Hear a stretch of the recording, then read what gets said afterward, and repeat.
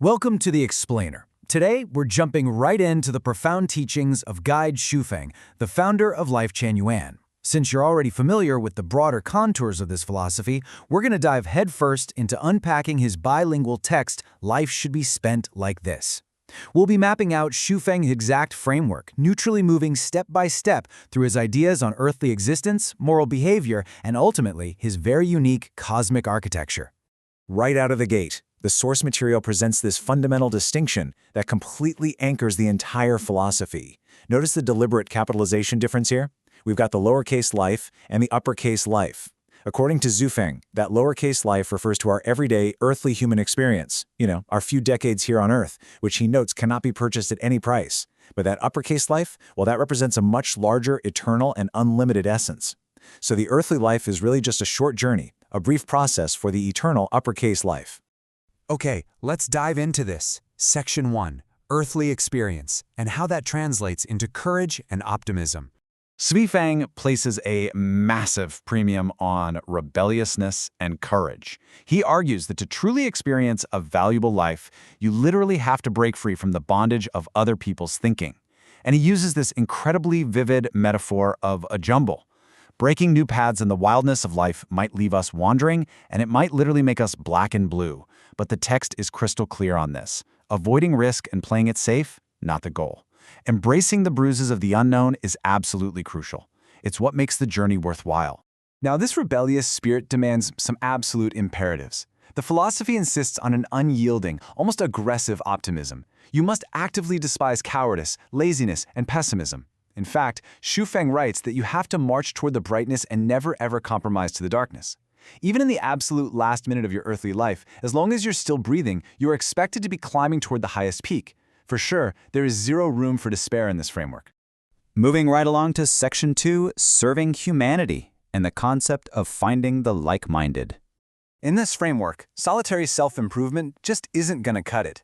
The highest possible value is placed on dedicating yourself entirely to the human race.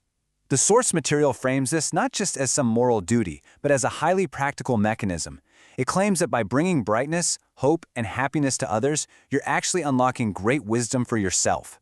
This outward service is cited as the specific catalyst that produces endless energy, great abilities, and a perfectly clear mind capable of navigating any hardship.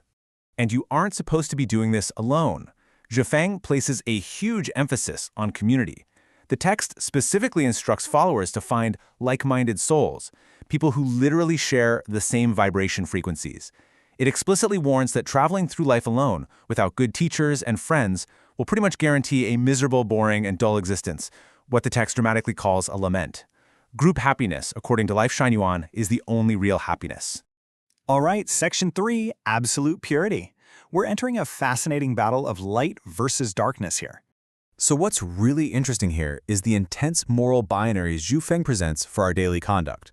On one side, we have the ideal, living life open, innocent, and pure as jade.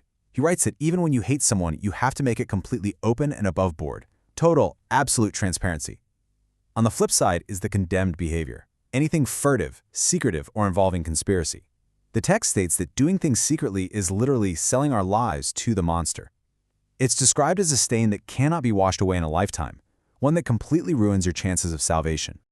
To really drive this home, Xufeng uses a striking cultural metaphor. If you live your life completely openly, without any hidden intrigues, you'll never have to fear ghosts knock the door at midnight. It's such a brilliant way to illustrate the deep psychological peace of mind that Life Chan Yuan teaches. Honesty isn't just about being good, It's about sleeping soundly, completely free from the anxiety of ever being found out. Time to zoom out. Section 4, the cosmic mechanics. Let's look at consciousness, structure, and energy. According to the text, the whole shebang, the entire universe, is constructed from just 3 fundamental elements. Number 1, consciousness. Number 2, structure. And number 3, energy. Understanding this trio is absolutely key to grasping the rest of Xufeng's philosophy. Why? Because everything else we've talked about so far is really just a tool to manipulate these 3 cosmic levers. And this brilliantly illustrates the exact logic of how that manipulation works. It's a direct chain reaction. Step 1. By living purely and serving humanity, you perfect your earthly consciousness. Step 2. A perfect consciousness automatically grants you a perfect uppercase life structure. Step 3. That perfect structure magnetically attracts corresponding universal energy. And finally, step 4. With that energy, you are able to extend your uppercase life into unlimited time and space. So, earthly morality is quite literally the physics of cosmic survival. The text synthesizes this whole journey under the umbrella of cultivation. What's so fascinating here is how Shui Feng combines distinct spiritual traditions into a single unified framework. Cultivating nature, meaning following your original nature, makes you a Buddha. Cultivating love, loving others as yourself, makes you a god. And cultivating Tao, walking the true path, makes you a celestial.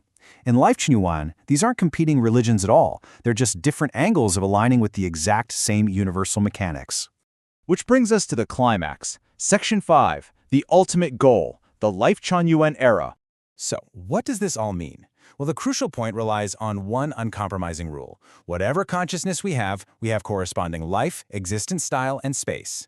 The text claims this is a truth with absolutely no doubt. Your mental and spiritual state directly dictates the physical realm your uppercase life will inhabit next. You are literally building your future dimension with your current thoughts. Think of the map of these ascending realms like a giant cosmic staircase. It represents the unremitting pursuit of Life Yuan. You start right here on Earth, but by perfecting your consciousness, you can extend your uppercase life into the 1,000-year world, then ascend even further to the 10,000-year world, and finally, reach the ultimate ideal shore, the Elysium world. Creating the Life Yuan era on Earth is all about getting humanity onto the specific upward trajectory. To embark on this massive spiritual progression across time and space, the text summarizes its core alignment into 3 foundational reverences. You must revere the greatest creator, revere nature, and revere uppercase life. This is the guiding light that Zhu Feng states will help followers overcome worldly thoughts, enter sainthood, and devote their limited time to absolutely unlimited creation. And the text ends with this incredibly powerful challenge. Zhu Feng asks followers to plan their lives not in decades, but with a span of 100,000 years. The goal? Ensuring you have zero regrets when looking back. It forces a complete reframing of your daily existence. So, whether you agree with the philosophy or you're simply intrigued by the structure of it all, we want to leave you with this final provocative thought, rooted directly in the teachings of Guide Zhu Feng. If you truly believed you had to plan your life with a span of 100,000 years, what exactly would you change about your day-to-day?